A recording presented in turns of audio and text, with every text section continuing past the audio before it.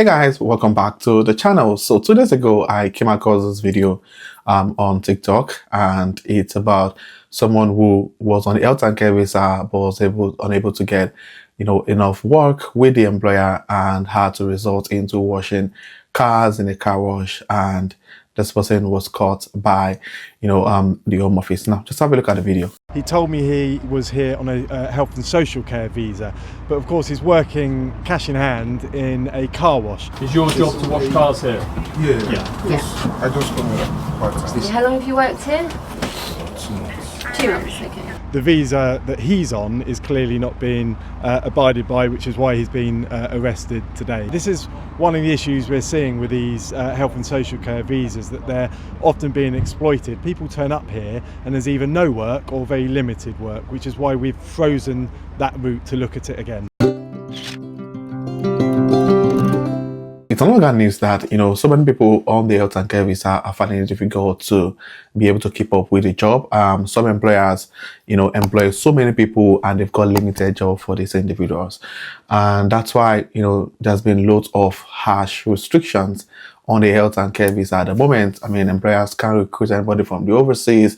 When an employer gives anyone a COS, the Home Office sort of question that COS a whole lot, just to be sure that they actually do have the job for the person, or they've made so much effort to employing a citizen before giving that offer to someone who needs sponsorship. I mean, there's been loads of rules that has been put in place within the health and care sector. And aside from this video that came up, I mean, this month of October alone, I've had about 4 people who had a bit of issue with their employer, not being able to meet up with the 37.5 hours contract per week, not having enough job for them, and then being forced to have to do some extra job outside. And the video you just watched, this person had to work extra. I mean, according to him in the video, he said he does that part-time. He had to work extra than not to be able to make enough income, because the original job that employed him, that gave him certificate of sponsorship, is unable to fulfill their own part of the agreement of providing job for this individual. And this is same. I mean, this came on social media. There's so many other people that are facing this that hasn't even come to social media, and they're struggling a whole lot in silence. And that's why I tell people that, I mean, I've said this a whole lot of time on this channel, that if you're on a health and care visa and you're not being sponsored by the NHS, please make sure that you are not so relaxed, and ensure that you're making an attempt to getting into the NHS so that you can get sponsored within that space. And the major reason why I'm saying this is because I've had a situation whereby this person got employed by employer as a domiciliary carer. And I mean, everything was good at the start. I think about 6 months into the job, she was getting enough shifts, she was working the contracted hour. And then at some point, the employer stopped providing enough job. They started sharing the available job within themselves. I mean, sometimes in a week, she gets to do 16 hours. Sometimes she gets to do just 14 hours every week. And this happened for about a year. Now, all people don't understand is that there's a record. The Home Office keep record of this thing. So if the time comes for he or she to apply for indefinite leave to remain, these are things that can hinder the person from getting indefinite leave to remain. That's why I tell people that say the fact that you're on a skilled worker visa doesn't mean that you automatically get your ILR. One of the requirements for the ILR is that you must meet the condition of your current visa non-negotiable. So if you don't meet the condition of your current visa, it then impacts your ability to get your permanent residence here in the UK. So what happened was, I mean, she was doing 16 hours, managing it with families, I mean, struggling financially and all of that. And she was just going on, managing for the whole year. Now, what she didn't understand was that the Home Office was already investigating that particular care home. And also, I mean, I'm sure they probably went into the financials of the care home or the financials of those who work there, and they discovered that the salary they're being paid doesn't match what they should be paid. And that's one of the reasons why there's a lot of restrictions within the health and care visa, because the Home Office think that that visa is actually being exploited, and the people on that visa are actually the victim, if you get what I mean.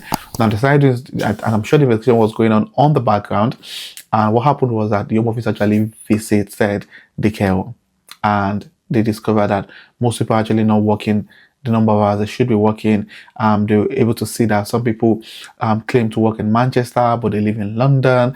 I mean, how do you work as a domestic with a care home in Manchester and you're in London? You know, there were a whole lot of stuff that were going on with that particular care home. Now, it got to me when, you know, the home office eventually we do the license of the sponsor, and then all of the people who were being sponsored by that employer had to, you know, they also got the letter from the home office to get any sponsorship within 60 days. And that was why they got in touch with me, and we had to reach out to an immigration lawyer that helped with that situation, and they were able to apply for a visa that helped them buy some more time while they get you know, on a new sponsorship with a completely new employer. So please, if you're on the health and care visa and you know that your employer is not doing the right thing when it comes to job opportunities, because one thing most people don't understand is that sometimes the home office might not necessarily, and people will say, oh, it's because of the videos people are making on social media, that's why the home office is clamoring on this. I mean, it just sounds, it just makes it